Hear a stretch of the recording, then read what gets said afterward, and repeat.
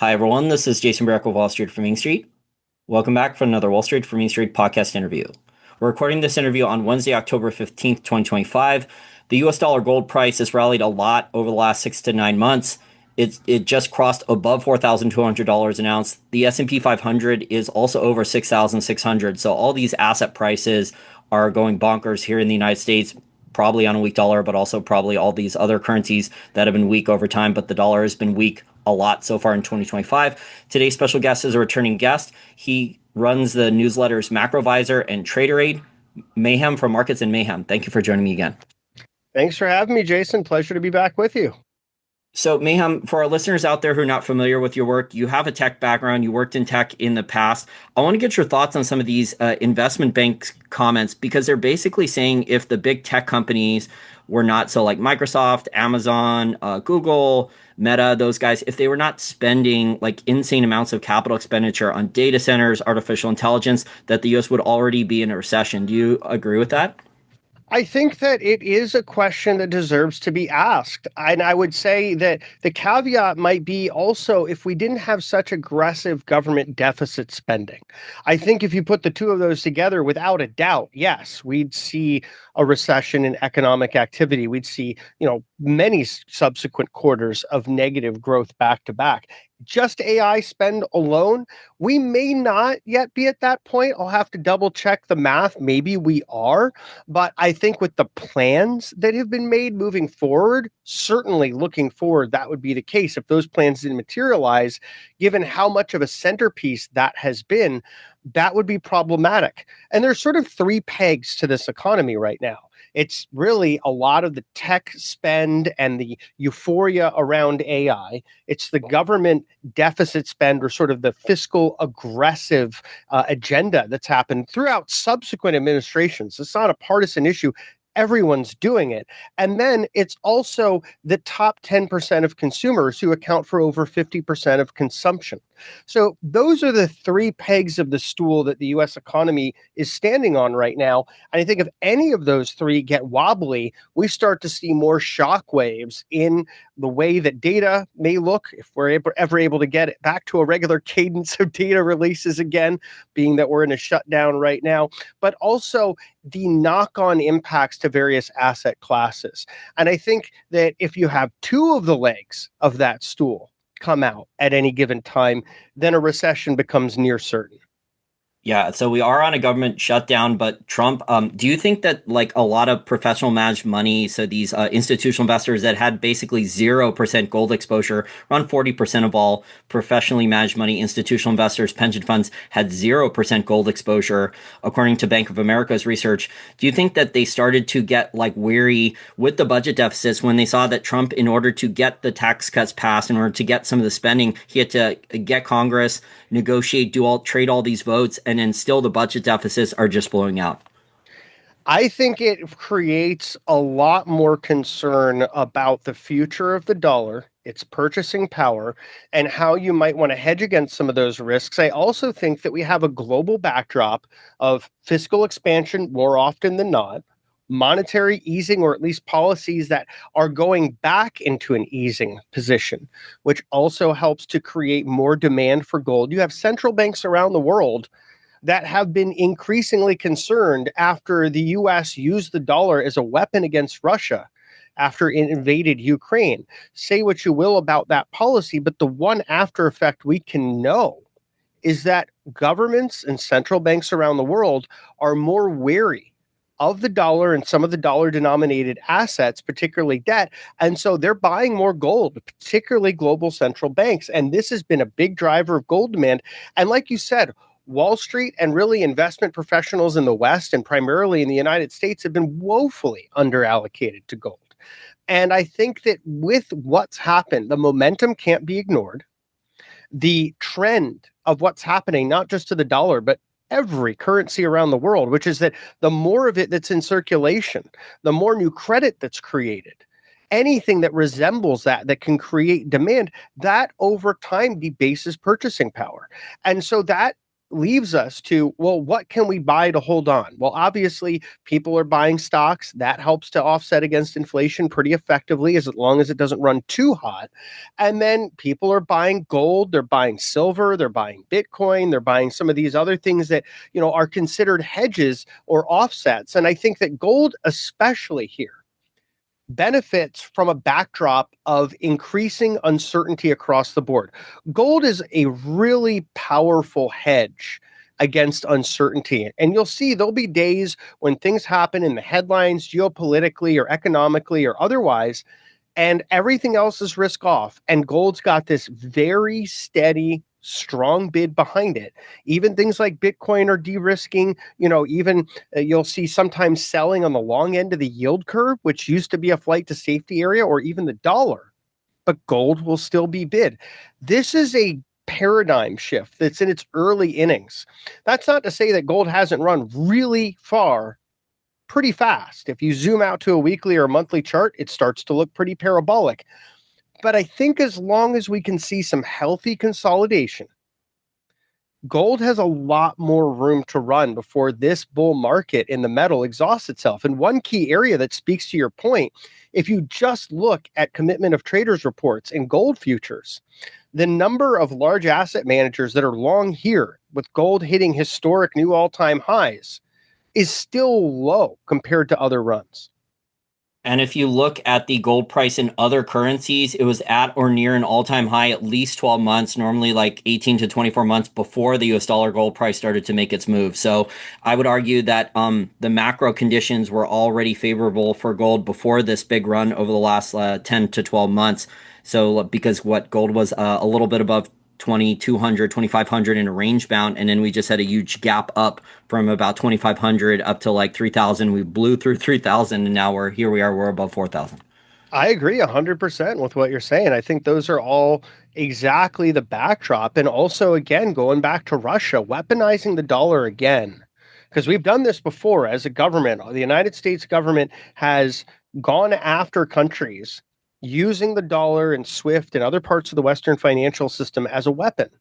And all that does every time is send ripples through the global financial system to increase the steady pace, but hastening pace of de-dollarization. Now, is it going to get to a point anytime in the reasonable future where the dollar is not the global reserve currency? Maybe not. But we are seeing increasing concern about, well, what does the purchasing power of the dollar look like 5, 10, 20 years out? And then all these other currencies as well, because we're all sort of in this global race to the bottom, printing money. And you could say, well, technically, they're not. You're right. Technically, it's a lot of central banks creating credit that governments have to pay back. I don't know that you can argue that's better. But the end effect is aggregate demand expansion and debasement of purchasing power across the board. Well, they're subsidizing government debt because you're not seeing a lot of these governments cut back. So really, like the currency creation that you're talking about, the private sector is getting crowded out. It's not the consumer, it's not the small business owner who's benefiting from all this currency creation. They're getting killed with higher inflation, higher input costs, shrinkflation, the tariff bill. It's like the large corporations, it's the governments because they're not cutting back. The governments are getting artificially cheap interest rates, especially if these central banks are expanding the money supply to cap yields on government bonds. Absolutely. You have a situation where the lower tiers from the middle class, even the upper middle class in some cases, depending on their composition of debt and asset exposure, a lot of people are falling behind. And a lot of those same people are small business owners and operators. And so it all kind of goes into this mix of this K-shaped distribution of socioeconomic outcomes. We talked a little earlier about the top 10% making up in aggregate about 50% of consumption. That's a really alarmingly high level for such a small segment of the population to account for. Is that like the 1920s? Is that like the roaring 20s, the wealth disparity? It's very, very similar. And also the wealth disparity that we have now, and I'm glad you brought that up, is worse than back then. So you have a situation where underneath the surface, you've had these rolling periods of what you might describe as sector or industry or class driven or business size specific recessions. And I'd say that applies to the working class. It applies to a lot of small businesses. It applies to manufacturing. And so you have a lot of these areas where there's been pain for years. But because there's been this big K shaped distribution of outcomes where the rich are getting so much richer, and companies are growing, like there's so much concentration in these mag 7 and even just the top 50 S&P companies in their growth and their hiring trends and otherwise, it's kind of masked a lot of the weakness underneath the surface.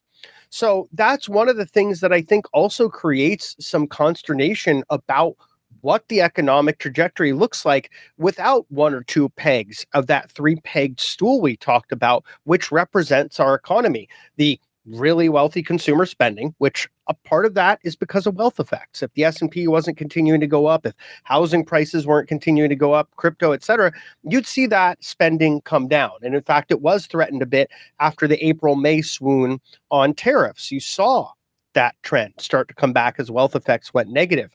If government aggressive deficit spending comes back, and it comes back meaningfully from where it is right now, where it's about $2 trillion, that's going to be something else that could be deleterious to the expansion of this economy. I know the mantra right now is run it hot. Let's grow the economy faster than our debt. But that's kind of a fantasy. And that's not really something that you can do for any durable period of time with the amount of debt we have, with interest rates where they are, and with the risk of inflation causing the Fed to have to be a little more careful about dropping rates or, going back to balance sheet expansion at a time where, again, this is a backdrop where more of our trade partners, foreign governments, and central banks have become more reluctant to buy our debt.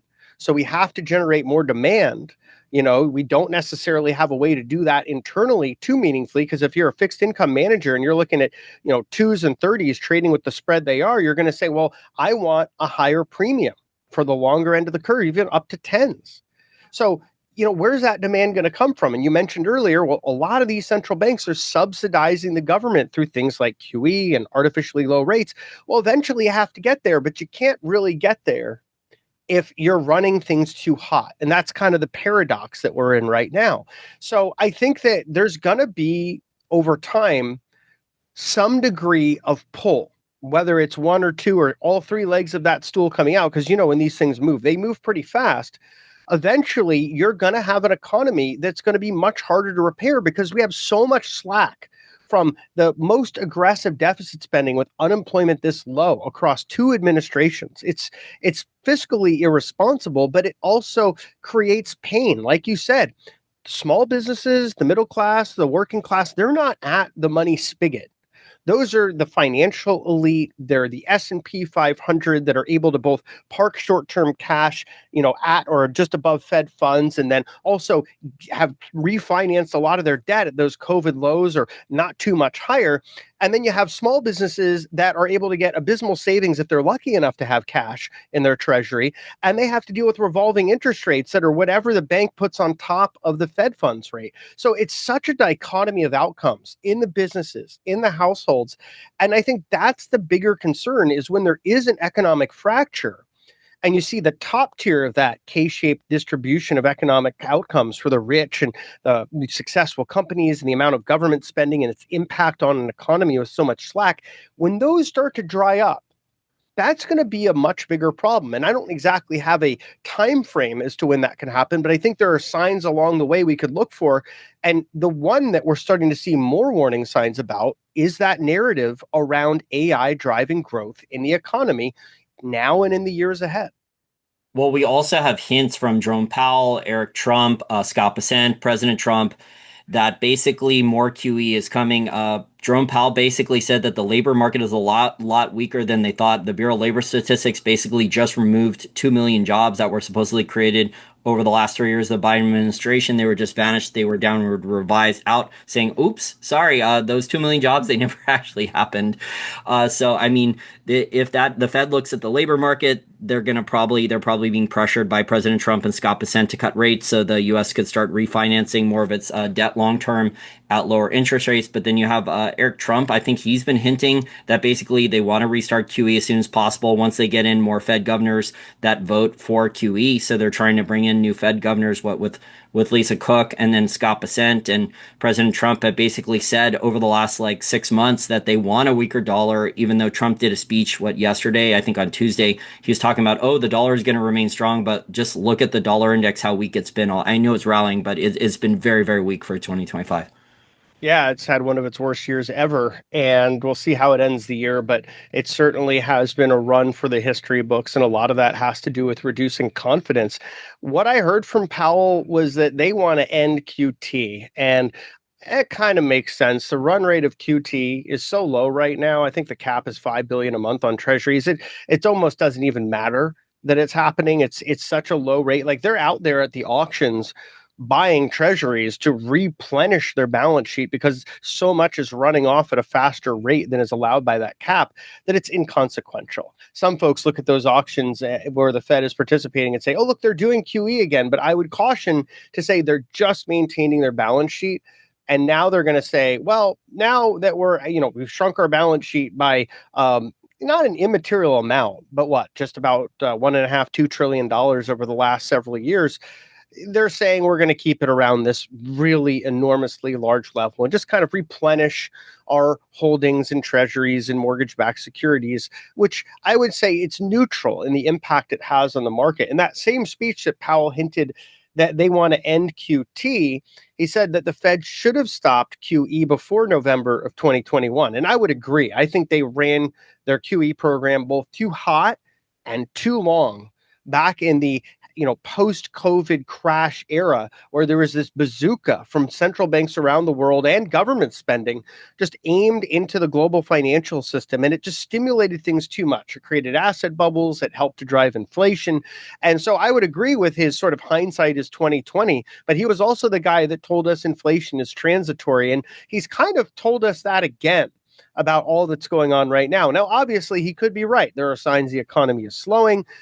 There's, increasing signs the labor market is having some serious difficulties. You mentioned all those jobs that never existed. And it's funny because we've been talking about this, I feel like, on and off, on mic, off mic, for years, that things in the labor market weren't what they appeared to be, and that there were a lot of signs that JOLTS was full of ghost listings and that there was a lot of nonsense going on at the time in tech in late 2021 and early 2022 before that whole software developer job bubble popped. And we saw a lot of fallout across tech companies laying people off pretty aggressively from 2022 on, even into the present in some of these companies, including some of the large ones.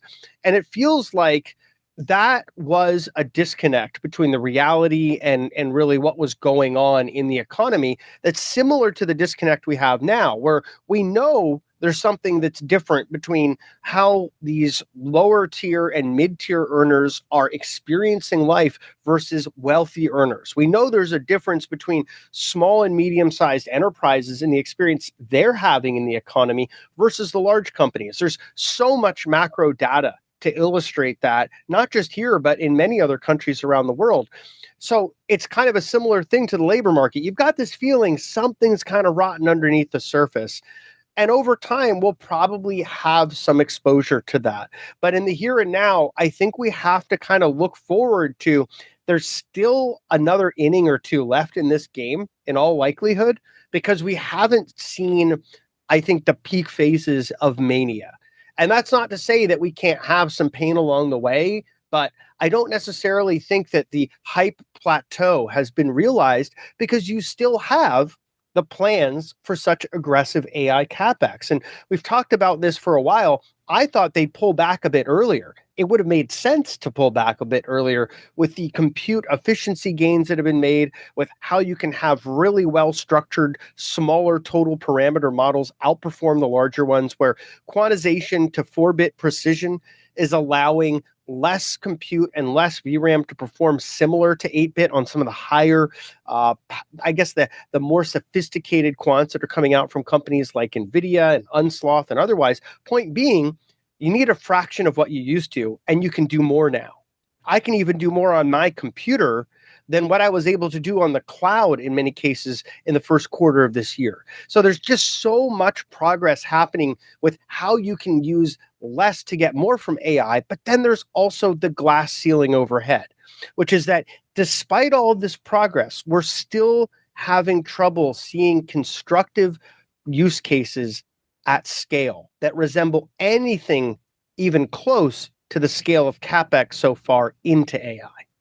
Okay, before we talk about big tech and AI spending and learning language models and how those might be sputtering out, that the efficiency gains, productivity that you talked about, that the return on investment for companies spending and just throwing billions of dollars at chips and data centers and computing, like the productivity gains may be sputtering out.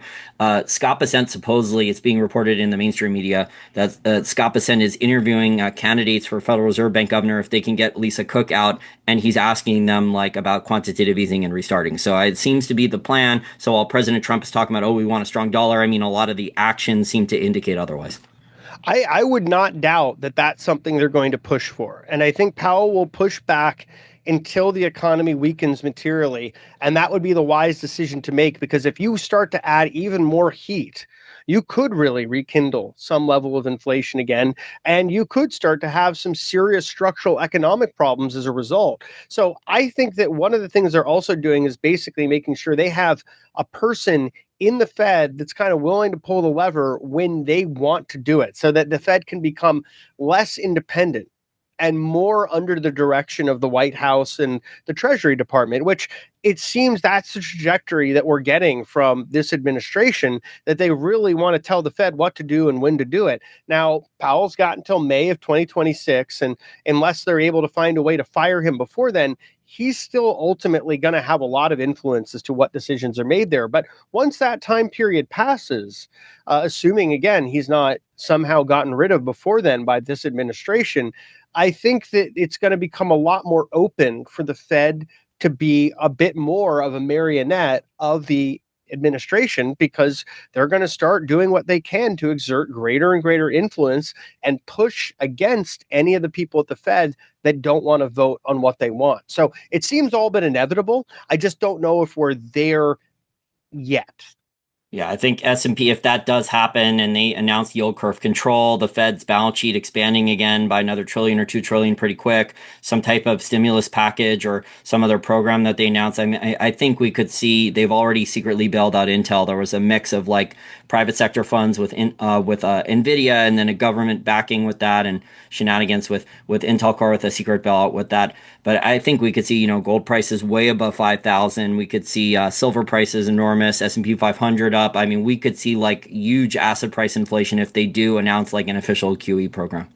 Yeah, and you also have to wonder what's on Secretary Bessent's mind that he's thinking about this right now. Because if you look around the corner and we talk about those three pegs again, there are signs that any of the three could be under some level of duress. For example, if we start to look at the impacts of any kind of reduction in the amount of spending on AI capex that could happen over the next year, that could send shockwaves through the economy. That could be something that could get a Fed, especially one that's more under the influence of the White House, to start to try to turn about, and they could call it preemptive easing. If you have a situation where the government remains shut down for a very long time, this is also becoming a growing risk for a different reason, because this is becoming a reason to sort of punish the federal workforce. And while, anyone can make a reasonably sound argument that we should shrink the government, I'm not so sure that this is the best way to go about doing that. And it seems like it's going to be proving to be increasingly disruptive the longer it goes on and the more people that are fired, because you start to get into situations where some difficult questions need to be asked. One of which is, this is unlike a lot of the other shutdowns in the past. The Office of Budget Management had always given some kind of contingency plan about how the furloughed employees might receive back pay when the government reopens and otherwise. And this time around, not only is there no discussion about how that might work outside of the troops and some of the law enforcement, But there's also this propensity to lay off thousands of government workers. And while those cases work their way through various federal courts as to the legality of these firings and otherwise, there's this potential for some degree of disruption. And you already see things like auto loan delinquencies going up, credit card delinquencies going up. So I Student think the loan debt thing, too. Yeah, there's huge yeah, student loan debt. yeah, that's been an issue, especially because, now the sort of exemption is gone. So everyone is starting to face some pressure there. But the one area that you really have to watch if you want to start looking for signs that there's real problems in the economy is going to be the last form of debt that people want to default on, and that's their home. If you start to see mortgage delinquencies really rise, that's when you have a problem. And so I think we're not there yet. You do have a lot of yellow flags along the road in the economy, things that are worth monitoring. And I think that those things could put some pressure on where we are right now and maybe slow the economy. But we're not yet in red alert territory over the next quarter. Now, looking ahead into next year, it's a lot more unclear because there's a lot more moving parts on this road ahead. And one of the bigger moving parts on the road ahead going into the year after, into 2027 and 2028, is going to be the outcome of the midterms and how that might affect future federal spending. Well, you also have more aggressive and more extreme negotiating tactics from the Republicans and the Democrats. So the Democrats basically have, in the past, they might not have shut down the government at all because they wanted the government employees to make sure that they were getting paid and regulation because that's part of their policy ideas. But then President Trump has also threatened that if the government shutdown continues, that some of the government employees not only will they be fired, he said some of them won't get back pay. So I mean, Yeah. it just seems like both sides are just lobbing like Molotov cocktails about negotiating tactics here more and more extreme. Yeah, there's really been no official plans on back pay other than what they're now talking about for military and potentially law enforcement. There's been no official document about that, no official discussion. And with every other shutdown, there was always some kind of contingency plan. So it does feel a little bit like flying by the seat of our pants as a country right now in terms of some of the things that are going on. The US China trade situation also seems like, tensions flared up. I don't see this as a huge concern unless we get to November 2nd and all of a sudden we've got 100% tariffs and this time it's actually real and it lasts for a period of months. Well, Then it's going to start to have an impact, and especially if rare earths are not being imported into this country. But my thought on that, Jason, and then I want to hear what you think, is that there's going to be cooler heads that prevail before that deadline and we don't see those tariffs or those restrictions in full play. I mean, China always threatens the rare earth stuff. I wrote a research report. I spent over 80 hours researching the rare earth market. I think back in like 2011, and I was interviewing a lot of rare earth expert over the years. So from like 2011, when Molycorp went IPO, before they went bankrupt, I think in like 2014 or 2015, I was covering the industry extensively. No one has talked about yet, Mayhem. No one has brought up the company. I see all the talking heads, it's all the miners. No one brings up the Canadian company that has like locations in the US and other countries, Neo Performance Materials. They actually make the magnets. So if I was President Trump, I was the Trump administration, I'd be calling up Canada, calling up Neo Performance Materials, and I would say, we'll give Canada tariff relief. We're gonna fund Neo Performance Materials to go build a magnet facility here in the United States. I haven't heard it yet. I don't know what's going on over there. I think that that's an area where we need to invest, though. We really need to have our own rare earth supply chains that are diversified away from countries that would even threaten them. It's too critical for us not to take that seriously. So I Well, hope to see more investment. I know we're starting to get into it. Well, the rare earths themselves aren't actually that rare. The only one Right. that's actually like rare that I've studied is actually dysprosium, and it doesn't occur in any economic concentration in really any rare earth deposit. So you need the dysprosium to increase the magnets so they don't deal with they can deal with the heat about 30% better according to research reports. So you need the dysprosium in order to make the rare earth permanent magnets, the neodymium iron boron magnets. It's just very difficult to find the dysprosium in any of the rarest mines. So all the rarest mines that have been found over the last like 15 or 20 years, they have almost zero dysprosium in them. Well, maybe technology will find a way to, make another material that can similarly augment magnets for better thermal resistance. But I think ultimately we need to diversify, and that will help us, to secure better trade relationships. So we probably shouldn't have gone in guns blaring without having laid some of the frameworks for these specific areas that could be used as pressure points. But we are where we are. And so we just need to monitor the situation. But ultimately, I think that the reaction last Friday was way overdone. Especially in what happened to crypto, that was its worst dollar amount liquidation ever, and one of its worst percentage liquidations. And with what it is, with so many people employing leverage, even firms, there were a lot of portfolios that went to zero that day. So, obviously, it's a study on risk management and complacency and trading psychology on the one hand, but on the other hand, it's also kind of a sign that when this market starts to get scared, the first thing that people want to sell is the thing they can't value and the thing that has the highest implied beta. And that ends up being crypto almost every time. Well, as you know, that's not President Trump's negotiating style. So he's bombastic and he's kind of outrageous, and he goes to the extreme, and then he tries to talk things down. So that's more of his negotiating tactics. Yeah, the art of the deal, as they say. I don't know how well it's doing with our trade situation, but I understand that it's an element that we as market participants and economic participants have to contend with.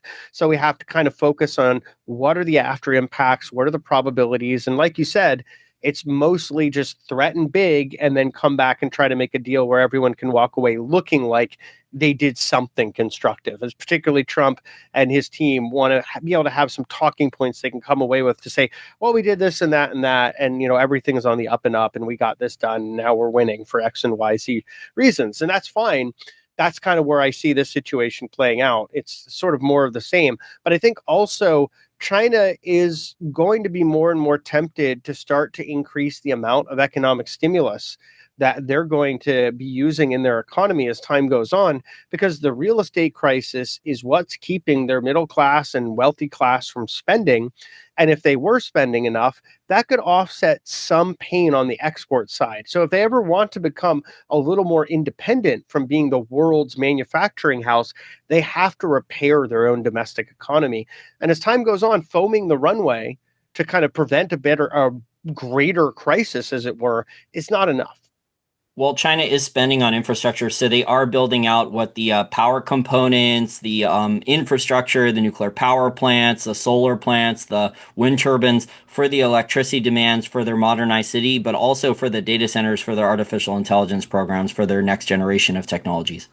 Yeah, they have a lot of slack in their power grid, unlike what we have here. So that is one area where they have a leg up. It looks like we're dealing with some serious scaling pains, where you've got people dealing with power bills that are increasing by 1, 2, 300% in some areas where they're near data centers, and the cost per kilowatt has gone up so significantly, and that's creating a lot of consternation. And that could be, if any of these capex projections are even vaguely accurate, that could be just the beginning of the cost increase in power prices that are realized by people near these data centers, which again, this goes to the whole K-shaped distribution of socioeconomic outcomes, but it also comes to this sort of transfer.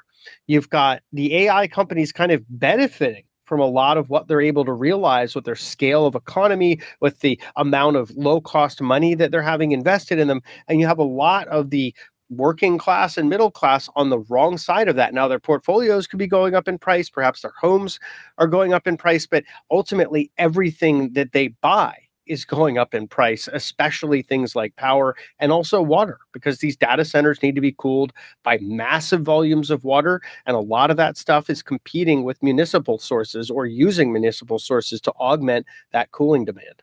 Are these six-figure computer programmers, these software programmers that have been working in big tech for a long time? They've gotten promotions or middle management, maybe they're upper management. Are they starting to get fired now? And then the tech companies are saying an excuse. Well, our artificial intelligence software, we have employees that can do the work of a couple employees or productivity gains.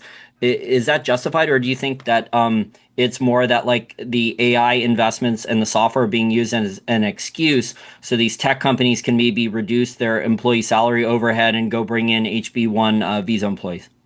That's a great question, and there's a lot to discuss about it. So let's take it step by step. So first, one thing that I see that's going on with the hiring and firing trends is junior programmers and junior developers and data analysts and otherwise are just having a really hard time getting jobs. If you're on the very, very new end, just out of college or just out of your first job, getting that next job or that first job is really hard. So that's one area. Another area that I've seen, particularly in the larger companies, is they're firing a lot of middle management because they just deem it to be, and perhaps accurately so, inefficient. You don't need managers, managing other, it just kind of gets to be a little bit of a bottleneck. So I can see why they're doing that. But in terms of your question about AI and the role it plays here, I think the message is overstating the impact, but I do think there's an impact. My interpretation, having used generative AI for years and working even with local inference for some of the pretty complex open weight models these days, both in training and fine tuning and inference, really, if we're looking at kind of some of the use cases that I have, I would say that everything I've learned is that AI is a force multiplier.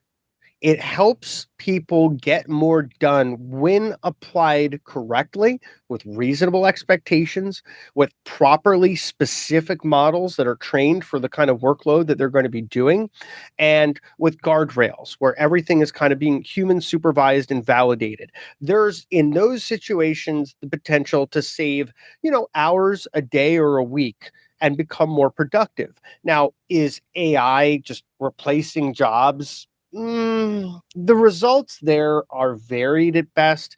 And I think it's one of those areas where you kind of almost need to cue up the Curb Your Enthusiasm theme song Would you say because, it's an excuse? Sorry to interrupt you. Would you say yeah, then it's an excuse? So these companies then say to protect their profit margins to cut costs, okay, AI software, we've invested in it. Okay, we're going to start firing managers. So you think these S&P 500, the big tech companies, are using the AI software and the investments more as an excuse to fire employees?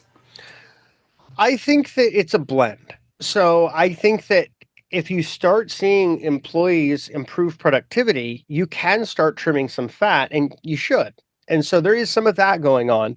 But there's also still this overhang from all the overhiring that happened in tech from the, 2020 through early 2022 period where there was talent hoarding.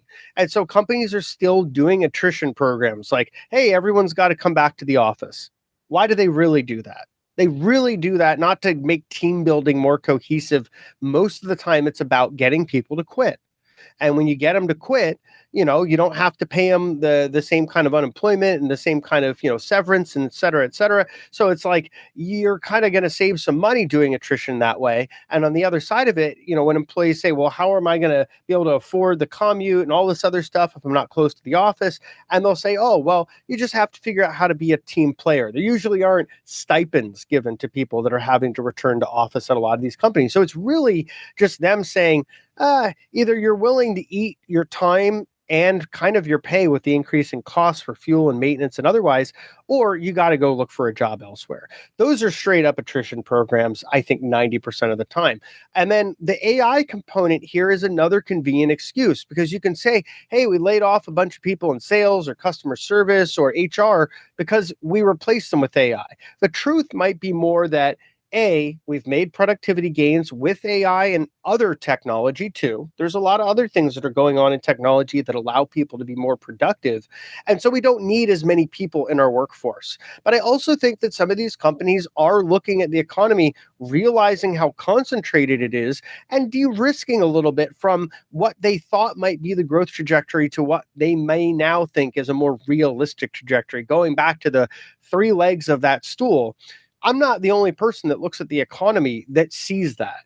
There's a lot of other people that use much more sophisticated models in the C-suites, particularly the CFO of these companies, and say, maybe we should pull back and be just a little more cautious in what we do, and we can continue to be bombastic and aggressive in our plans, and be very kind of enthusiastic about where we can spend, and just kind of push back on any criticism, but we can push those plans further and further into the future.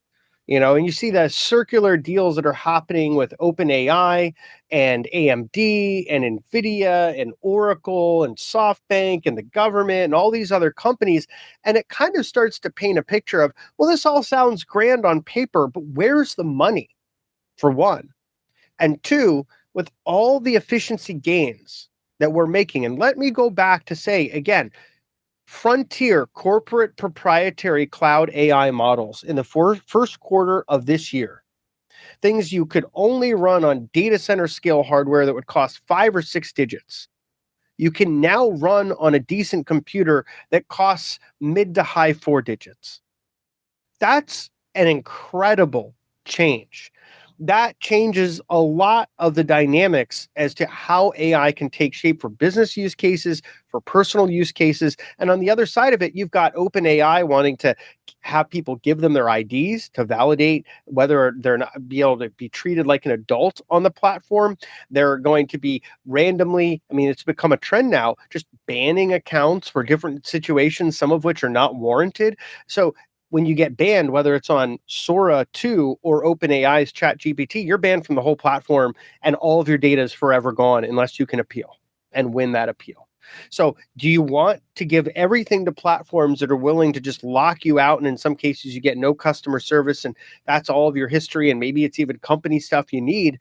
Or do you want to do that with a little bit more upfront investment, but much better quality control and the ability to really have full continuity of data, privacy, and security in that as well?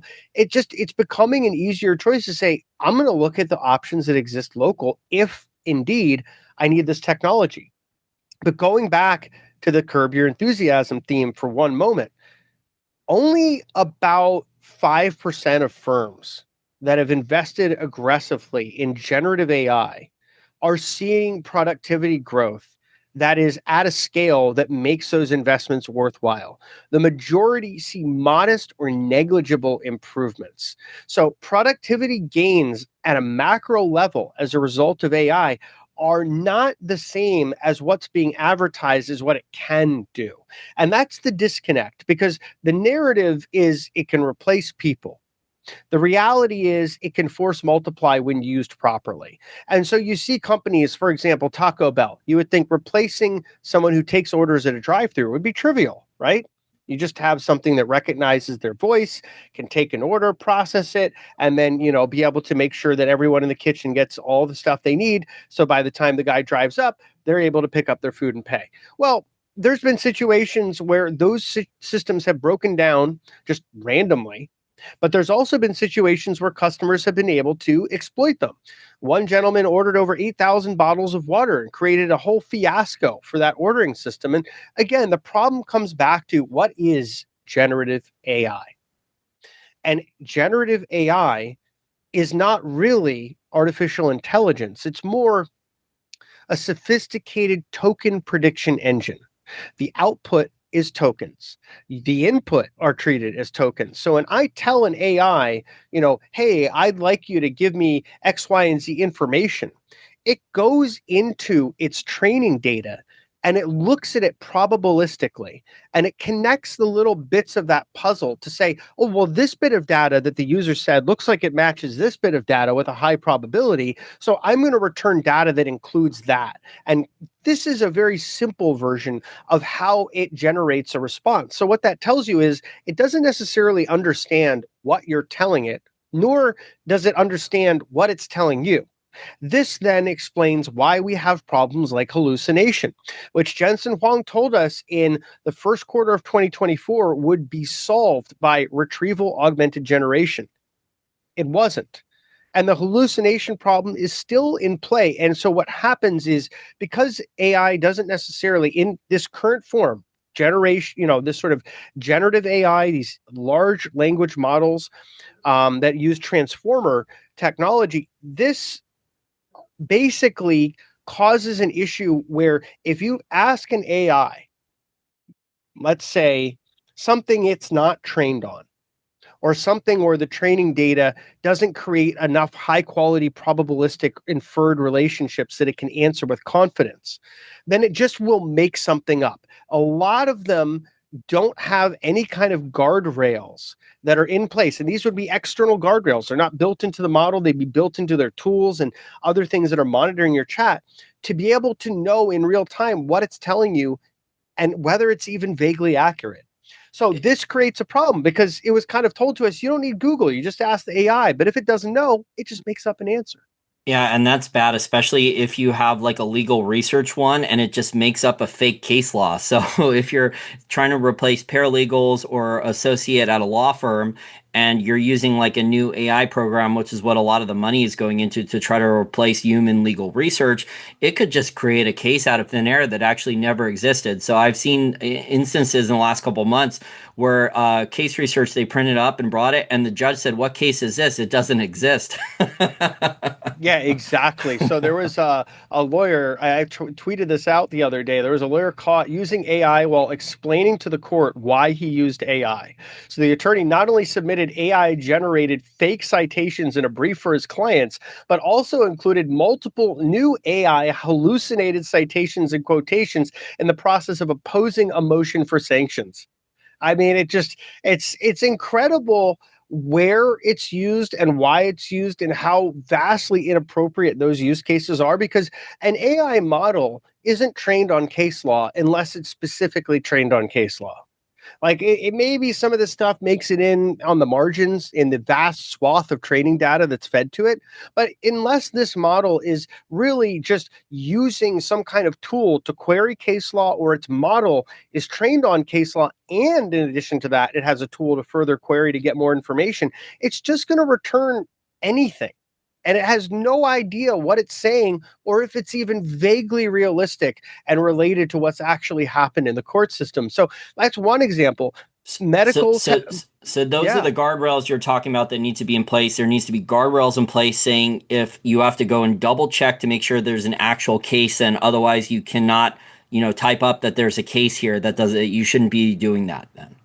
I mean, you really shouldn't because the problem is you don't have. So, for example, if you go to ChatGPT or you go to Perplexity or you go to, Anthropic's Claude or any of these, if they're not searching externally, and Perplexity, to its credit, does more of that external searching. So it's generally better overall. But if you're not explicitly searching data sets that contain the information you want and just using the AI to take that information, and what they do is they embed it, right? So there's different types of models.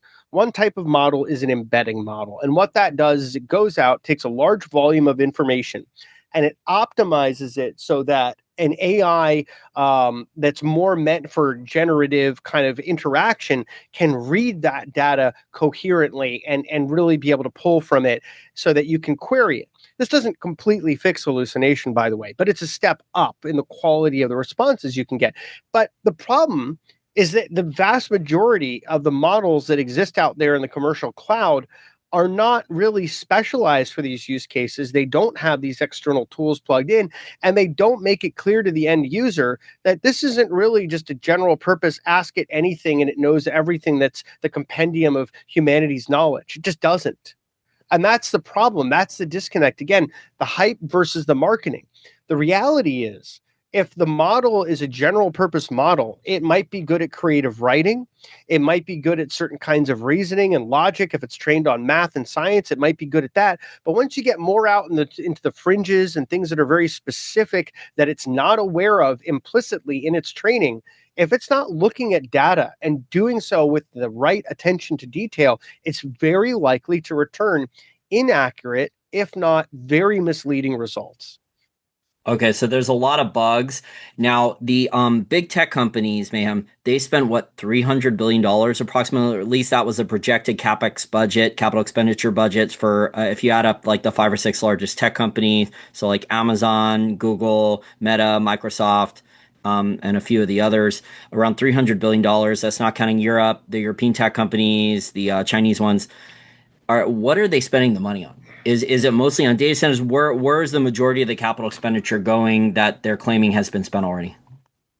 It's going into a lot of these investments. I mean, I don't think that they're being inherently dishonest. I just don't think it's going to prove to have the level of return and growth that is being hoped for, because there's this massive disconnect between the people that are making decisions and the people that are marketing these tools and where they're actually at in their evolution of technology. And it goes to the Gartner um, sort of plateau of elevated expectations. If you look at their hype cycle, that's where we are with generative AI right now, in that we're kind of cresting at the top and starting to see it come down, as a lot of the enterprises that have invested in generative AI aren't seeing the ROI.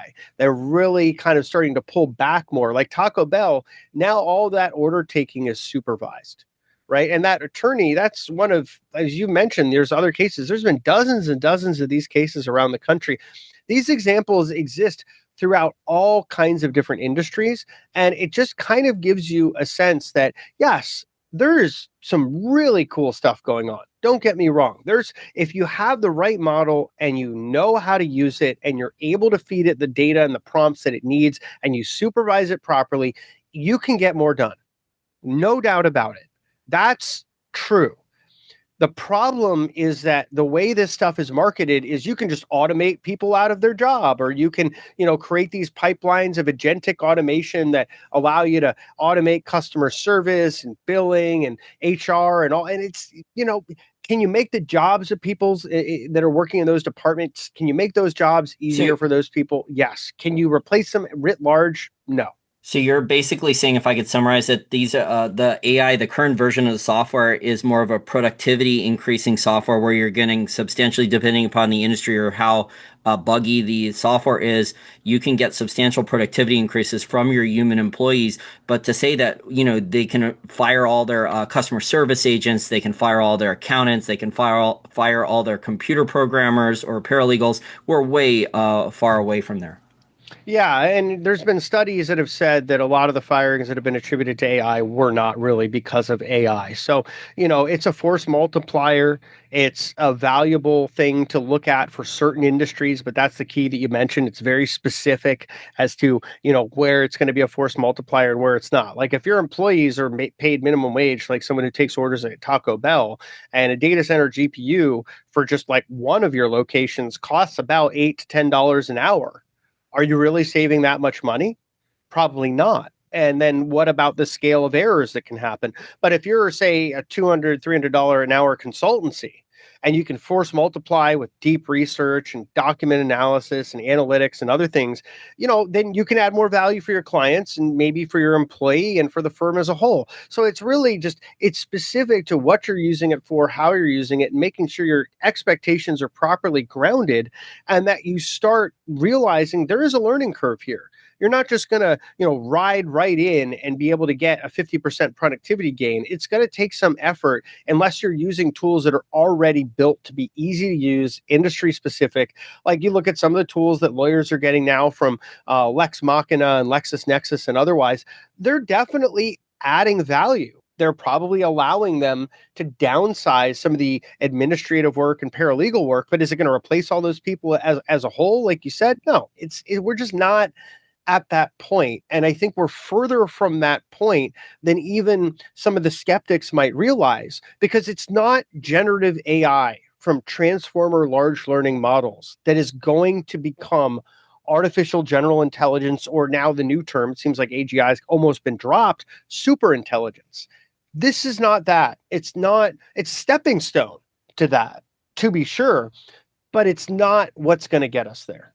And if you're a graphic designer or you're good at making animation, you work in Hollywood for CGI shop, you're going to have huge productivity increases. You don't need as many human employees. The amount of rendering time, it's cut like enormously. Look at the stuff that's come out from Google VEO3 and Sword 2. Yes, there's bugs. Yes, they're violating copyrights and IP, but the quality of the videos, I mean, like the animation, it's unbelievable. Go and look at some of the Pokemon videos, with Pikachu cooking, or the turtle ones, the Squirtle.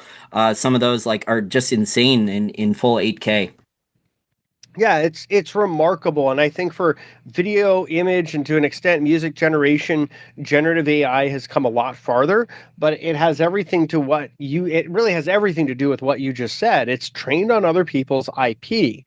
and without their consent and under the guise of fair use. Fair use very clearly stipulates that what you're doing is not for commercial purposes. And yet all of these models, with the exception of the open weight models that are given away for free, all these commercial models that are sold at subscriptions or by API query or tokens, etc., those are for profit. So you cannot claim that siphoning up everyone's IP is fair use. And we're seeing lawsuits, some of them successful, some of them not so much, but it is a legitimate query. And it's a legitimate quandary for everyone that was in the business of content creation in any form, because now at any point, a model could just vomit up exactly what you did. And you may now have to challenge that company and whoever used it to have any vague resemblance of intellectual property rights that you thought you once enjoyed. And that may not prove to be anything more than expensive and fruitless litigation that sets you back on time and also, obviously on money. So it's like it's presenting some Well, industry it specific looks bad challenges. too for Nintendo for a public relations nightmare if they go and sue a bunch of teenagers and college kids over, taking like their old characters, their IP. So Mario, the Mario Brothers, flying the Millennium Falcon. If someone made like a minute video of the Mario Brothers, like with Sora 2 flying the Millennium Falcon, or Pokemon, doing funny stuff, or I think there was one a Mario Kart. I think he drove the Mario Kart away from a cop. Yeah, I know Nintendo is one of the most aggressive IP litigants in the entire video game industry. They're easily really one of the worst in that sense. And this is sad to say because I have so many fond memories of playing Nintendo, various iterations of the systems over the years, but they do just sue teenagers and Ugh. older people and anyone. I mean, anyone that even like has something that even looks something like a Nintendo product or, I mean, it's viral character. marketing though, Mayhem. They should It instead of is. it's viral. It's free advertising for them. It They should is. be like promoting some of the best videos. They should be saying, you know what, we're gonna use this for marketing of our new video game system. We're gonna resell the old video games. They should embrace it as free viral marketing.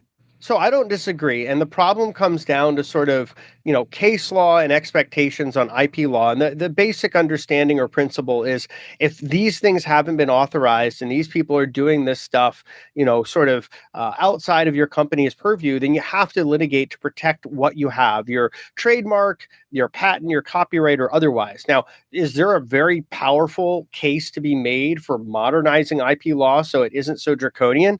Because we haven't even really talked about digital copyright law for 25 years in a serious way in Congress since the Digital Millennium Copyright Act, which is an abomination. So on the other side of it, the law as it exists now is too aggressive. But then you have companies that are just ignoring the law and just basically engaging in the largest pirating operation in human history. Somewhere in the middle, we have to meet. And I think that's kind of where things need to go in terms of this discussion, because it's not fair that OpenAI or Meta or Google or anyone else can just steal what I might have written or what I might have made on a video or otherwise and just use it and then have a model potentially put out the exact same thing and someone else could claim credit for it. That's kind of infuriating. But on the other side of it, where copyright law is right now, where, like you said, Nintendo could just sue a teenager for making something that's purely innocent because they're showing appreciation for what they grew up on or what they enjoy, that's also wrong.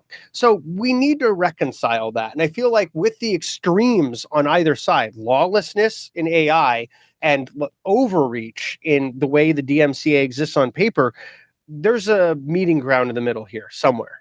Yeah, the laws are complicated of the federal government, the government court system. It's a mess, the court system and laws right now. So I hope that the teenagers and the college kids are not sued, but I think you said that they might. I think if I was They Nintendo, I are. would embrace this and I would use this. Hey, this video got millions of views for free. We're going to use this to promote our product, and we're not going to sue the pants off, a college kid. That's good at this So stuff. I will say this also, though. OpenAI at first, when they released Sora 2, it was a free for all. And I think they did it on purpose without proper copyright safeguards to create the virality and the sort of videos that would come with it. That would be things that would be shocking or be seen as, oh, hey, look at there's an icon or like a cartoon or some famous person doing this, that, or the other. That's all been pulled back. And so now, if you even try to do those types of videos, like we're talking about earlier, you can get banned. And if your Sora 2 account gets banned, so does your OpenAI account and your whole history. And they're not very good at customer response from what I've seen in some of the people that have gotten banned, many who claim they're completely innocent or did very mild infringement of the rules. And when you lose that access, you can't go back onto OpenAI. If they recognize you're the same person, they might ban your other account too. So, you got to kind of look at it, I think, with that in mind, that a lot of these companies are starting to get way more strict about, hey, we'll train on your IP, but we'll try not to replicate it one for one. Can they promise that? No. Because of how generative AI works, they can only add guardrails and hope that people aren't able to break them or inadvertently work around them. So I want to ask you, over the next couple of years, we're starting to see announcements for initial public offerings for Unitree Robotics, which is China's top robotics manufacturer. Our listeners can go out and look at the videos of the robots. They're working at human factories already in China. There was an article that came out in the last couple of days about Western senior executives, publicly traded company CEOs, and senior executives at US and European companies going over to China and seeing like the humanoid robots and just shocked how good and efficient they are. And that's with Unitree Robotics about to go IPO soon. Do you think that these robot companies, are we going to see huge progress from the artificial intelligence software? Is that like an operating system from drones? Are we going to start to see profitability and enormous productivity increases in growth from the hardware side then of for robots and for drones and stuff because of the improvements in the software? I think there is room for that discussion. So if we come back to some of the stuff we've discussed with regards to generative AI, we've talked about it being a little less capable in some of the edge cases that we've seen people apply it to, where it's not really what the model's created for, or when they try to use general purpose models for things that are not really within its scope. But if you talk about robotics and you talk about how much compute power has involved, how much better battery efficiency has become, and how much more articulate a lot of these robotic components have become, and also much cheaper to produce at scale, it's all but inevitable that we're going to have robotics play a much bigger role in the global economy in the years ahead. And I think what Unitree and what Figure and Boston Dynamics and others are doing is actually very impressive. And the role that generative AI can play in that, and then future more sophisticated versions of AI, which I believe are in the pipeline, is going to be really in some of these jobs that are very repetitive and very predictable and patternistic. That is where there's a use case to replace humans at a larger scale. And the more articulate and reliable that robots are, the more likely it is you're going to see larger and larger adoption trends across industries with repetitive manual labor.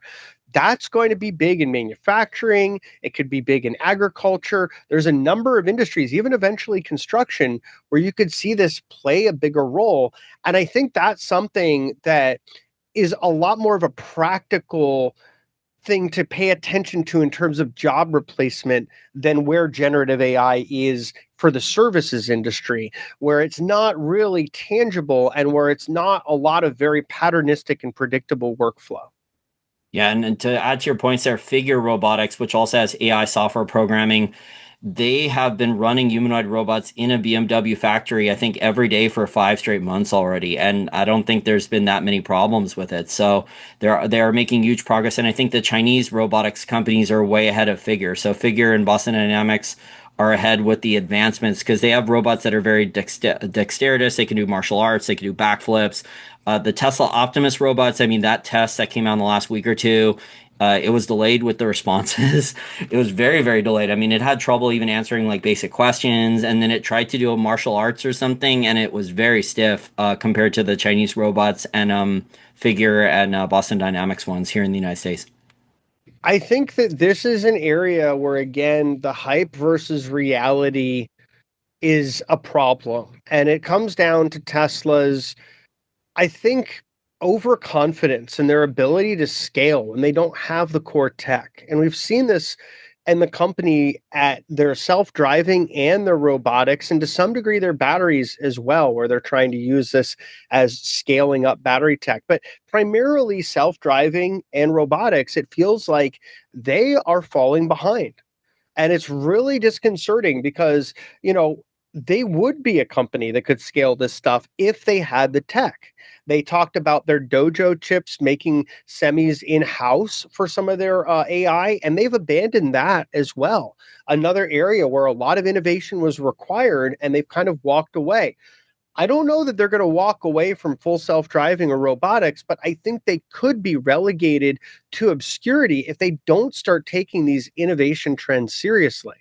And I know this isn't going to be a popular point of view for ardent Tesla fans, but it may serve as a healthy reality check. Because, like you said, if you look at the ability for some of these American and Chinese and other robotic companies that we're seeing, I think I've seen some pretty impressive stuff out of Poland as well. If we look at where they are versus where the Tesla robots are, it's just night and day. And so I think that's a big issue. And I think that it's something that, if Optimus is going to catch up, they need to invest a lot more aggressively in the AI and in the motors and the whole set of components that power their robots. And it just doesn't seem like, even though they've come away from where they were, it doesn't seem like they're evolving at the pace that we see. And the same is true of the full self-driving. We talked off mic about Waymo, and this has been a company where this is like one that Google has invested aggressively in. I believe it's a part of Google at this point. And Waymo has LiDAR and cameras and other sensors. They've got a full stack that they built on their own that shows much better safety and much better regulatory approval trends as a result. You can use cameras that can only see the visible light spectrum that humans can see, but you're going to have situations where they don't work. And I know Musk has said, well, humans can drive with just their eyes. Why do we need LiDAR? Well, I think that's because there are situations where cameras may not work, where they may not be able to see properly because of weather conditions like heavy snow, fog, heavy rain, sun blinding the cameras and otherwise.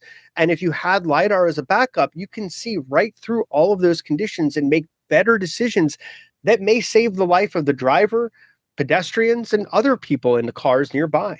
And Waymo's more expensive right now, so the cost to manufacture these cars or electric vehicles with Waymo integrated into them. But what they're running in 5 or 6 cities already, I think they're rolling out to Washington D.C. metro area next year in 2026, and a few other major cities on the East Coast.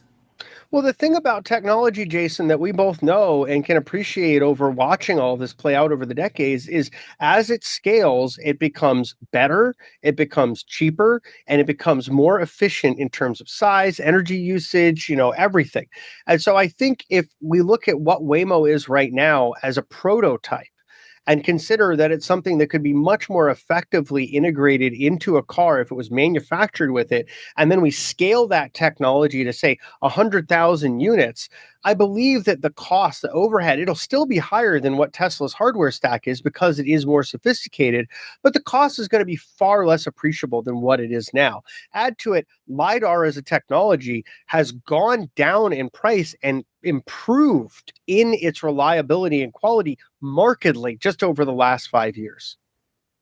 Yeah, I agree. I think we'll see. I was listening to interviews with Mark Andreessen, who's a big investor into all this stuff, and he was talking about the hardware components and a lot of the other components going down for humanoid robots. He's like, the quality is improving enormously. The costs are coming down enormously. I think he said the costs are down almost 90% over the last 10 or 15 years because of efficiency and productivity gains with Chinese manufacturing. So China has had a huge advantage with the humanoid robots and the manufacturing. So there's going to be beneficiaries here. I think the beneficiaries are companies in other industries that use the software, the humanoid robots, is not necessarily going to be the OpenAI's artificial intelligence software companies that are going to be the beneficiaries per se. I think it's going to be the other companies and other industries that adopt, the drones, the humanoid robots, the software, and learn to become more efficient, to lower their overhead costs and improve profit margins. I think so. And I think that really it's going to be a efficiency evolution across the board with all this new frontier tech. What we see time and time again through subsequent, iterations of these improvements is that the technology scales, it becomes more cost efficient, it becomes more well adapted, and then subsequent generations improve on that and they become even less costly and even better at what they're doing. I think we'll see that in AI, in robotics, in full self driving, in drone technology, in compute as a whole. And so it does call into question the scale of a lot of the proposed investment and what the ROI is going to be, because either you're going to have the most massive data center operations on Earth that are able to do what they're hoping to eventually be AGI or super intelligence, or you're going to have one of the biggest busts with that much spend and really not the revolution to show for it. It also calls into question something else, and that is the general purpose GPU the right chip for the job? Because you have Google with their own TPUs, you have OpenAI starting to plan their own chips, you've got Microsoft a quarter or two away from making their own AI chips, you've got Broadcom and Qualcomm making their own AI chips, you've got Cerebras and other companies making large wafer AI chips. I mean, eventually you're probably going to have chips that are specialized to whatever workload they do, training or inference, vision models versus, media generation versus text generation. And I think that's going to change the game a bit as well, because right now it's not that cost efficient to invest as a data center or an individual, although it's getting much more efficient, no doubt about it. Probably a change by about, a reduction in 80 or 90% over the last 8 or 9 months for what you can buy and what you get out of it versus where we started the year. But it's still not necessarily as practical as it could and should be. But if we know anything about technology, this is the best thing about it. It's inherently deflationary. It gets better and cheaper over time.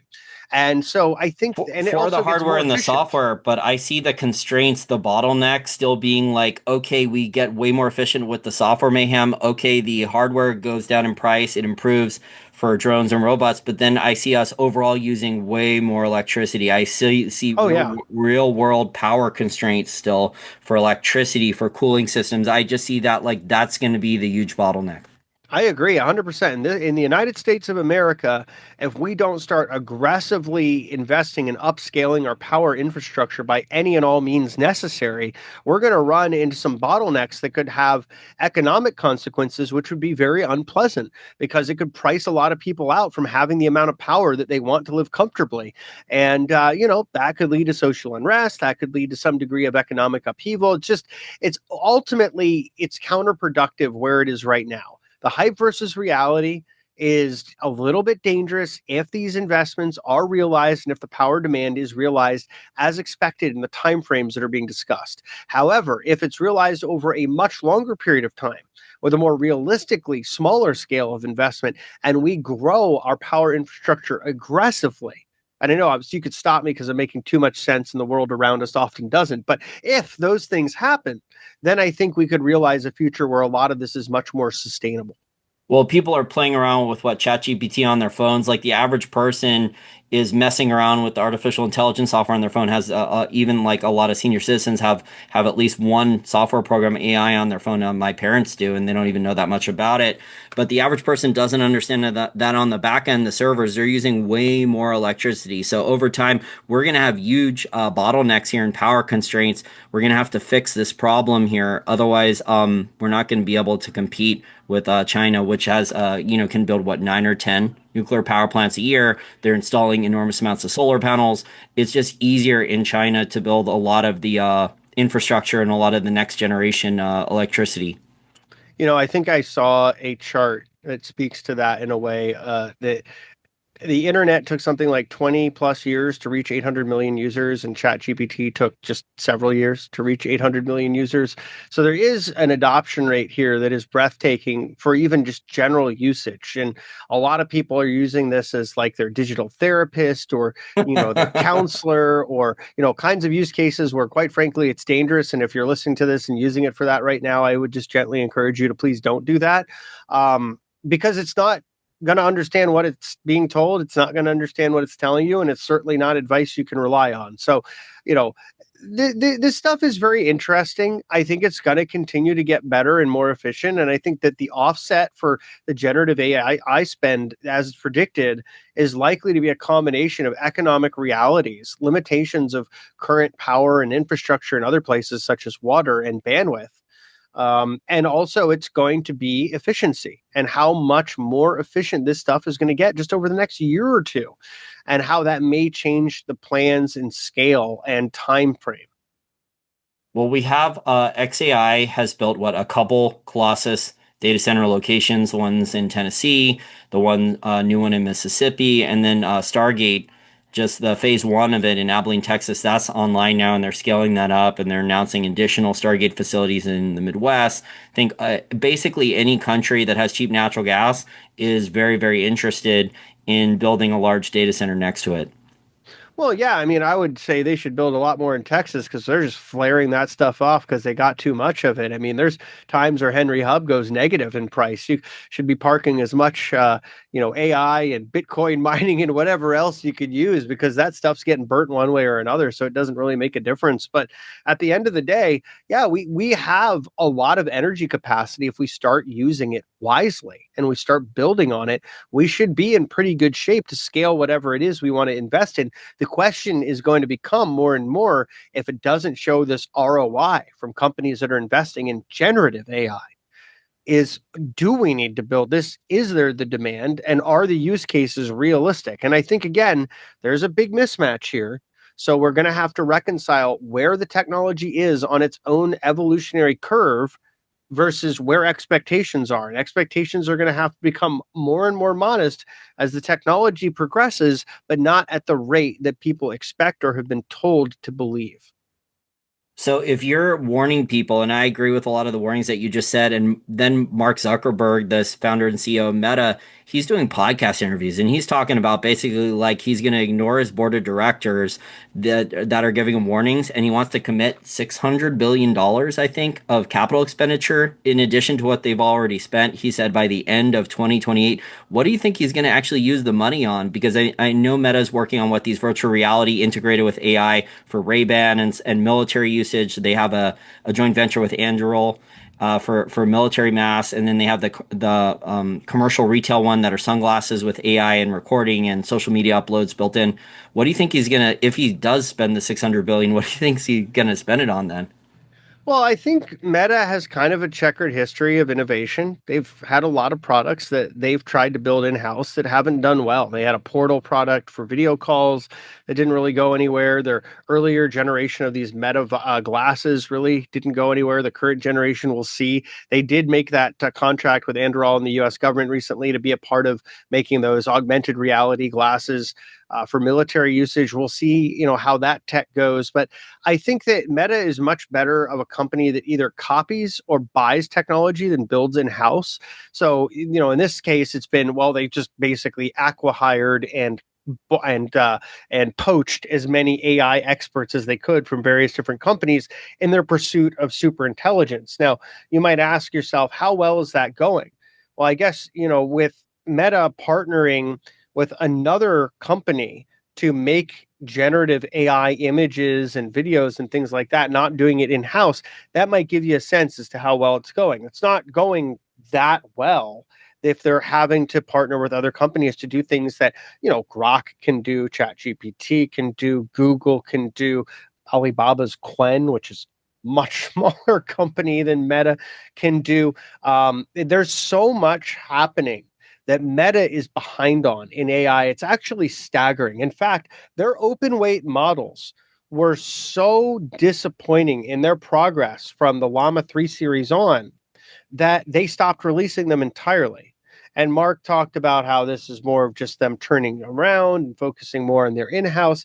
It really was a sign that they had plateaued at that point in time and their ability to innovate again reaching a familiar ceiling for a company that tends to succeed more from copying or buying than building.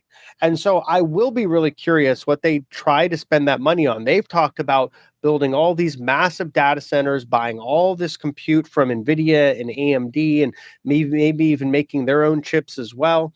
And I'm very reticent to believe that that's going to be realized. We also remember not that long ago, he was caught on hot mic with the president. And what he said before that was when he was asked by Trump, how much are you going to spend on AI? He said around 600 billion. Then on hot mic, he said to the president, I didn't know how much you wanted me to say.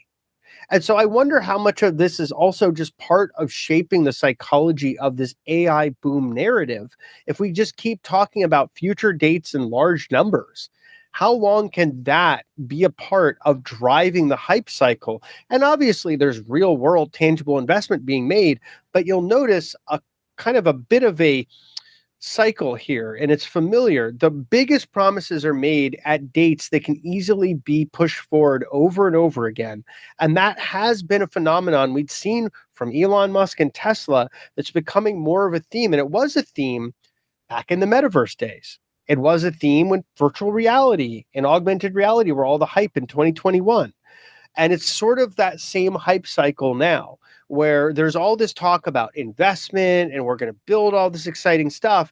But hype has so far exceeded reality that these pie in the sky projections may be no more realistic than what we're being told generative AI can do versus what it can really do.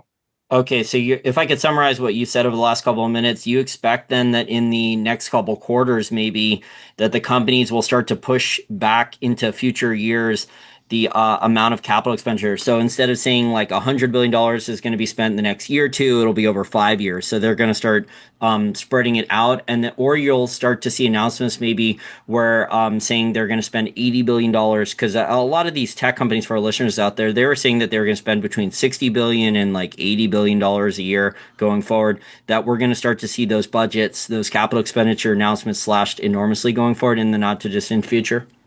I think it's becoming increasingly likely, especially if we start running into economic hiccups that threaten government deficit spend, the affluent consumer, the overall trends of markets and asset prices.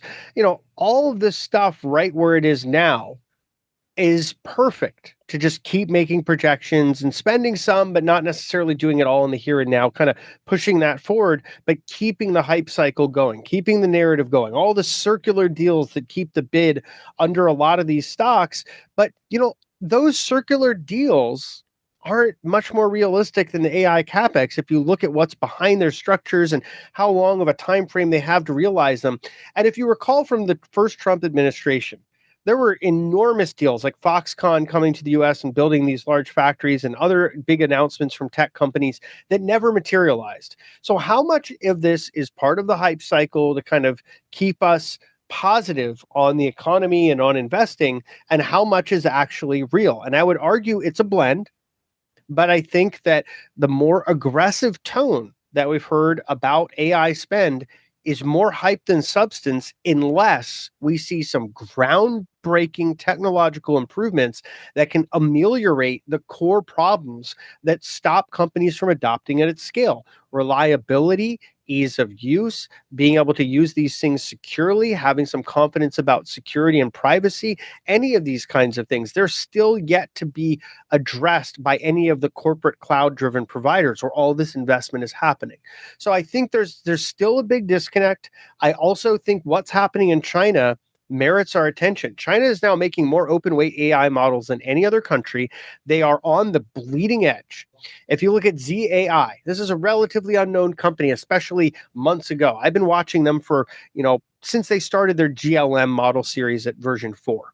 And it was an extraordinarily impressive model. Now they're up to 4.6, and they're running neck and neck with Claude, Gemini Pro, GPT-5, and this is an open weight model that you can download and run if you have the resources, or you can use their inference, which only costs about or starts at about $3 a month, a fraction of any of the US companies. Now, you want to trust a big Chinese company or mid-sized Chinese company with your data that might have ties to the government? Probably not, but you can run this on different clouds too. You're not tied to their infrastructure. You could run this on your own private infrastructure, or you could run it on shared infrastructure on a US cloud like a CoreWeave or an Amazon or a Microsoft or whatever you wanted. The point being, the idea that only US companies can produce superior AI models is not durable. So the other risk to this narrative in the capex is that the genie is out of the bottle. There's all kinds of very smart people all over the world, but particularly in China and from China, if you look at the US AI expert composition as well, that are leaders in this space. And there's no way to make this something that stays proprietary behind a subscription wall, et cetera. It's going to be a lot like Linux or otherwise, where there's going to be a fair amount of usage that's on these open weight or even open source models that you either do inference locally or in other cloud providers that aren't necessarily part of the big tech narrative. Or if they aren't necessarily making the same margins because it's not part of the subscription models where there's better margins. You're just doing bare metal inference, building your own stack. So the point of this is we've got to temper our expectations. What's been projected versus what's realistic has a lot of left tail risks that have yet to really enter the narrative meaningfully. And the last time they really did was back when DeepSeek came out in the first quarter of this year and rattled markets because investors started to realize that maybe the West doesn't have a durable edge. That is something we still need to reconcile. And what DeepSeek was open source or mostly open source. So Perplexity in like a week or two, they had the DeepSeek version on their own servers for protected data. So you didn't have to go to the Chinese tech company and deal with them there. They had the open source version of it on the Perplexity one, the American software company. But overall, this is deflationary. I see this as deflationary. I don't see the software companies necessarily being the winners. If there is Jevons paradox and productivity gains and the prices do fall, we're going to end up still using a lot more electricity, a lot more cooling systems. So I see the infrastructure companies, the electricity companies, the uranium producers, the nuclear power, the utility companies. I see a lot of the natural gas, the cheaper producers. They can negotiate a data center deal around there. So I see those being potentially the beneficiaries in all this. I'm not a tech expert like you. I can't tell you which tech company is going to win in the software or the hardware for the robots or the drones. But I could tell you that, if these things do play out, huge improvements, we're going to see an enormous amount more electricity and energy usage for the electricity for the drones, the robots, the data centers, and then also for the cooling systems. Yeah, I think it'll be a mixed bag. I think it'll go steadier and slower than what's projected, but we'll also see big efficiency gains, some paring back, some pushing into the future of the capex, and also I think we'll see a lot more emphasis on building out power infrastructure of different kinds. I think you're right. The power usage is only going to go up from here after decades of increasing efficiency and flatlining to going down. We've turned the corner. Now we're going to see that go the other way. But thankfully, we're also sort of the Saudi Arabia of natural gas. And since that's our largest source of power generation, we at least have something we can tap into that gives us a bit of an edge there. So, it's a mixed picture, but overall, I think long term, the future in this stuff is very bright. And I think there's a lot of transcendent trends that are taking shape that will play out over the decades to come. I just think that near term, we're a little too excited about the progress we've made and talking about it as if we've made milestones that don't yet exist or haven't been achieved. And that's sort of what's being advertised. And that's what's creating a lot of buzz and excitement that, again, it is exciting. What is happening right now is extremely exciting. It's just not the sort of transformative version of AI that people think it is.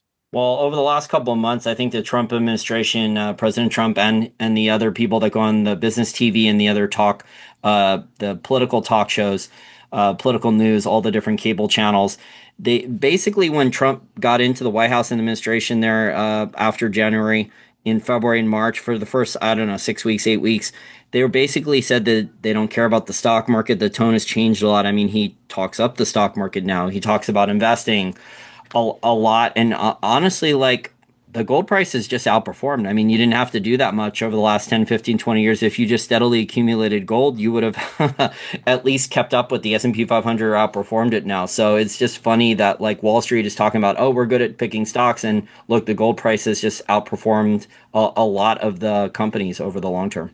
Absolutely. And some of the companies have outperformed the price of gold as well. We talked about Rio 2 over the last couple of interviews we've done as one of the junior miners that I've liked a lot. And it's already up 3x from February.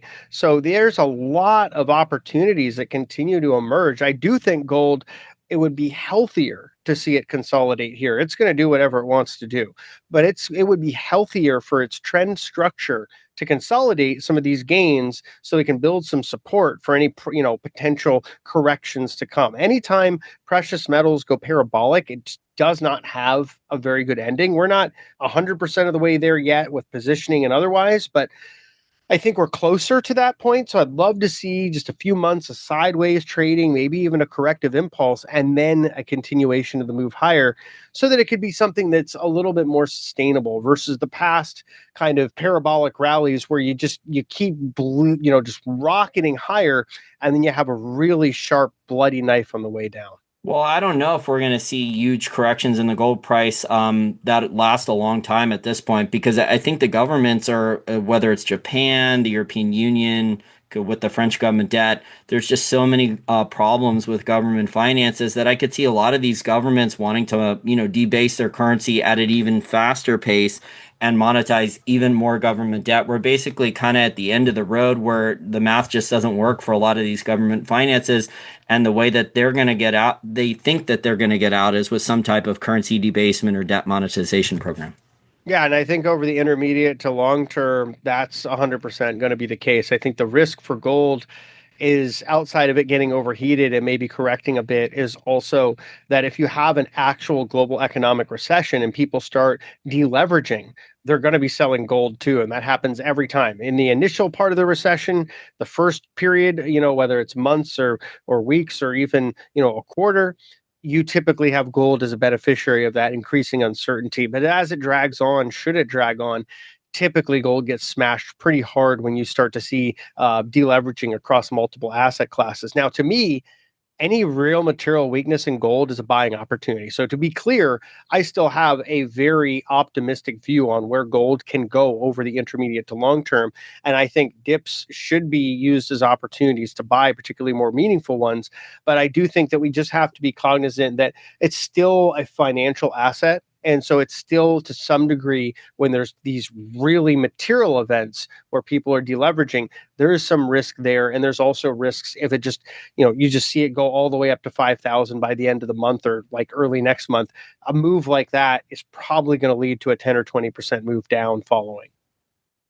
Well, I mean the selling of gold that's already I would argue that's occurred over the last 5 years here in the United States. A lot of retail investors, middle class people, they've been huge net sellers of cash for gold. Pawn shop brokers, if you talk to them, there was a lot of selling of gold and silver coins, bars, jewelry over the last 5 years. Americans sold it because they lost their job or a financial emergency. There was a lot of that. So they have And not been huge buyers. A lot of Americans, not until really recently, but over the last 3 to 5 years, Mayhem, there just has not been a lot of buying for American retail investors for physical gold and silver. They've been net sellers.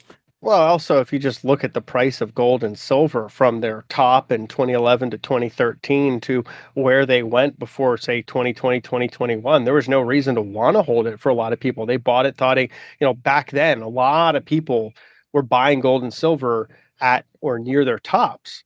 And then they bought it. The price got absolutely destroyed. It didn't recover for, basically a decade. So there was a lot of people selling because they just got their souls crushed from the amount of non-performance while they watched stocks go up and up, while they, like you said, experienced economic hardships, while Bitcoin added competition. There are a lot of things that pulled capital away from those areas. So I agree. But I would say on the other side of it, a lot of the price movement that happens in the futures and in what sets the spot price of gold in London, which is the biggest area of the world where gold trades, doesn't really have to do with the whims of retail. It has a lot to do with these global money flows, larger trading desks, some of the sovereigns, and really just sometimes you have forced deleveraging. So I'm not bearish at all on gold, to be clear. I just feel like if you do have an economic disruption and things get a little deflationary across asset prices, everything kind of gets to a correlation of one at some point. So it's kind of a margin call, and you think that gold could be one of the negative, not a beneficiary of the potential global margin call. Say if like some of these banks, like Jeffries Bank or some of these other banks, start to fail with some of their bad loans or something, and then there's a global margin call. Not quite Lehman Brothers necessarily, but then that gold would be one of the things sold. In that scenario, though, I think like some of the gold companies that have enormous free cash flow, huge profit margins, I think there would be acquisitions because some of the mid tier precious metal royalty and streaming companies like Sandstorm Gold, that deal's about to go through next week. I think Royal Gold, like the acquisition will go through, so they'll be part of Royal Gold. But the other two mid tier ones, so like Triple Flag Royalty and Osisko Gold Royalty, they just said on their conference calls that like they're being contacted and they're open to either a merger, like a relatively 50-50 merger or some type of that scenario, or being acquired. So, I mean, we are starting to see, I think some of the larger companies are just waiting for that dip that you talked about. They have the cash. They don't have debt. They have record profit margins and free cash flow. They want to go buy stuff now. Yeah, I agree. I think you'll see a lot more M&A in that space, especially if you see some de-risking. But as we wrap up here, I think the biggest contrarian play, and a lot of the stuff we talked about with tech, I think the underlying theme here is energy. So we've seen a huge move, what in the uranium companies like Cameco, and the investments for the electrical utility companies. They're planning like huge investments into infrastructure. The sector that's the most out of favor with valuations right now is oil and natural gas. A lot of the oil producers have an enormous amount of natural gas. I think that sector for risk reward is a contrarian value play because if those things play out with the tech, I think we're going to use a lot more natural gas. I don't think the market has the right projections for how much natural gas we could be using once those data centers are built and up and online. Yeah, I think that eventually there's going to be a lot more demand for energy across the margins because of a lot of the trends that are going to expand usage that are going to become more durable as time goes on. I mean, eventually technology is going to play a much greater role in our lives than it does even today. And technology consumes energy. And even if efficiency trends are going all in the right direction to reduce that usage, the other side of it is we're still using more and more and more technology. So ultimately, yes, I think energy will be a beneficiary. I just think it's going to take some time for that to materialize. There is still some slack here. And I would really ultimately like to be more confident, like to see, some of the little guys, the working class and the middle class, have a fairer shake in the economy so that they can start to realize they're part of the American dream, particularly the younger generations that really haven't had a chance, because that's the other side of the ledger. If Gen Z doesn't want to have a family, doesn't want to buy a home, that's one of the largest contingents of energy demand is from family formation and, buying a home and having all that square footage to heat and cool and light and, and entertain yourself in. If that just ends up being people living in like, apartment sized spaces and not having families and otherwise, that reduces energy usage in aggregate. So I'm not saying that offsets all the tech, but it's a trend we have to consider because there are alarming economic implications if it becomes a multi-generational theme. Yeah, I mean, the people that are the tech company CEOs, the manufacturing companies, I mean, Trump, the administration on the TV interviews, they're talking about basically like the capital's coming back, the investments coming back when he announces a deal.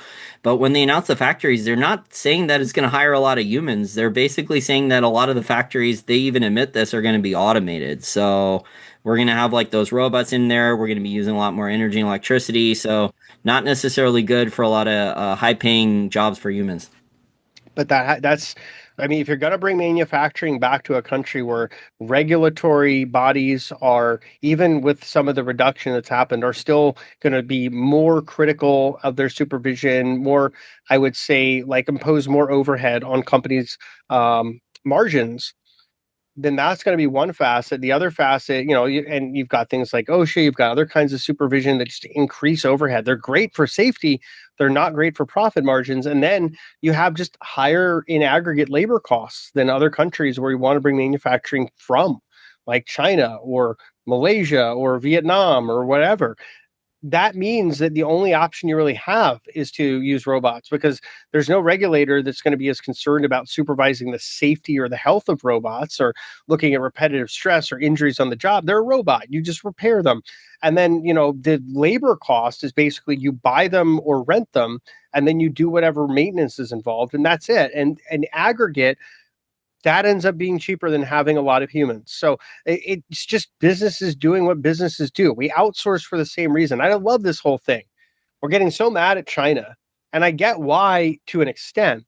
But where did the outsourcing revolution really come from? It came from investors wanting better returns and C-suite saying, well, the best thing we can do is just start pushing our manufacturing overseas to give our investors the returns that they want and pay ourselves more.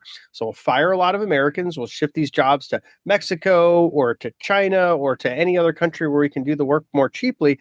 And that really talks about the disparity between what consumers expected. They wanted cheaper products. They wanted products that didn't rise at the rate of inflation, at the rate of debasement. So outsourcing became a way to induce disinflation, but it also was investors wanting better returns. And so we kind of did this to ourselves. It wasn't just China, kind of taking advantage of us. It was what the country, in many cases, without really understanding what the consequences would be, what they wanted. The investing class wanted returns. Consumers wanted affordable goods.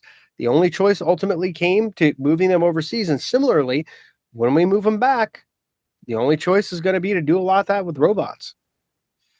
Well, I agree that the decisions that were made were hurt a lot of the American workers. But I think what a lot of people didn't see was that when they moved their factories there, that a lot of the good products, so whether that's an Instapot, the electric pressure cooker, so if people on the Shark Tank are talking about this, all the Shark Tank investors, that there was all these good business ideas and they invested in them. They moved the manufacturing to China, and within a couple years, if the product takes off and sells well on Amazon or in retail stores, the Chinese have half a dozen or a dozen copycats of it at a fraction of the price, and basically the company is defunct, then potentially Yeah. bankrupt. Yeah.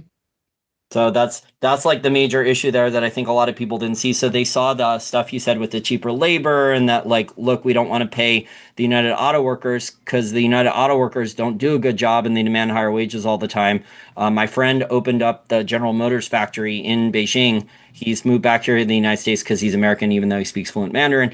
And he basically said that the United Auto Workers do not want those humanoid robots there. They're going to be fighting it every single way possible. You're seeing the same thing with the Screen Actors Guild in Hollywood. They want anti-AI stuff put into legislation. Yeah, and the other risk of going to China was all the IP transfer that was forced by companies, where if they manufactured there for 5 or 10 years, China ends up inheriting all of that IP, so they don't even need the company, and they make copycat versions of their products, and can sell them at a fraction of the price. And the companies were just assuming they would have subsequent iterations of those products that would make that a negligible hit. But the reality is that the trend of innovation at a lot of those companies wasn't such that was material enough to offset the risk of IP transfer. So there's a Oh lot of yeah. things wrong with outsourcing. I'm not a huge fan of it myself, but I always get a little bit amused by the arguments that we have about it with some folks that kind of try to blame it on a certain country or a certain population, because it's like, well, there are a lot of forces behind this, and a lot of them were at home. Like the vast majority of the reasons these things happened were because of decisions that were made for short-term economic exigency for certain groups of people. So, we could try to reconcile it, and we should become more self sufficient. We should still engage with the global economy, but do so in a more self-sustainable kind of way, and maybe not think that just-in-time supply chains are something we should rely a whole lot on when it's a global supply chain either. But that's a whole other conversation. I think ultimately, though, in the near term, cooler heads will prevail. She's under pressure in China. The next plenary may even threaten his reign there. There are a lot of rumors circulating about what could be the result. And I think ultimately he's not in a position to basically tank his economy, which is export reliant right now. So he's going to have to turn about. And Trump, similarly, the United States isn't going to be able to withstand 100% tariffs on Chinese products for any long duration of time. So I think cooler heads will prevail there. I think the government shutdown will probably be resolved in the next 2 or 3 weeks. So I think some of the things that are near term aren't as big. I think it's the more existential risks that exist in these narratives that are driving the hype versus reality disconnect. Yeah, and I think the 100% tariffs, I think that's a negotiating tactic for him to work down from the 100% down to something else to bring them to the table faster. I mean, if the U.S. had had better planning, we would have already negotiated a deal with Canadian magnet company Neo Performance Materials to get a magnet factory here in the United States. That should have already been done. But unfortunately, a lot of these things in the U.S. are not done smartly or efficiently. Unfortunately not. And, when you have the 4 quarter a year reporting cycle, that can create a lot of foolish decisions to be more exigent for the current quarter than for the, trend of innovation at the company or the decision making or planning. Similarly, when you have a 2 year political cycle, it creates a lot of that kind of problem as well in the government and in its planning. And so, as sad as it is to say, having a situation like China where it's basically a uniparty, they can make a plan and stick to it. And it's not always the best plan. In some cases, it's the worst plan you could ever imagine, like the one child policy.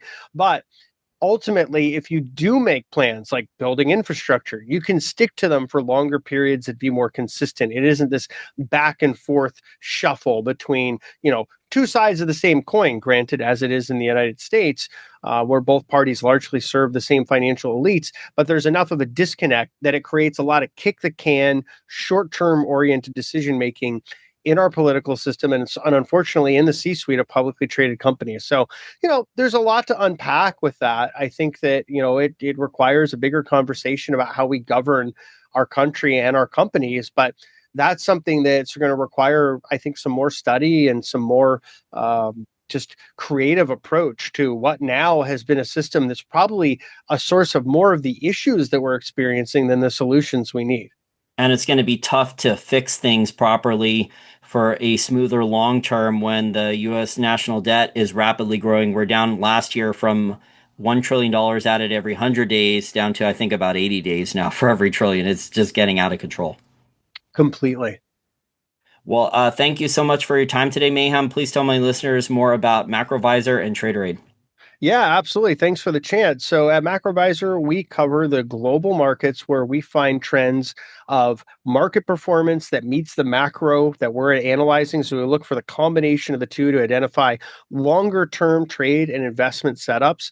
And then at TraderAid, we help traders sharpen their trading edge with our Discord community that has exclusive tools for analyzing options flow, our SPX options visualizer that you can plug into Bookmap and MotiveWave to analyze flows and levels that are moving the markets, as well as my one-on-one coaching services where I can help you become a better trader or investor. You can learn more about Macrovisor at macrovisor.com and TraderAid at traderaid.com.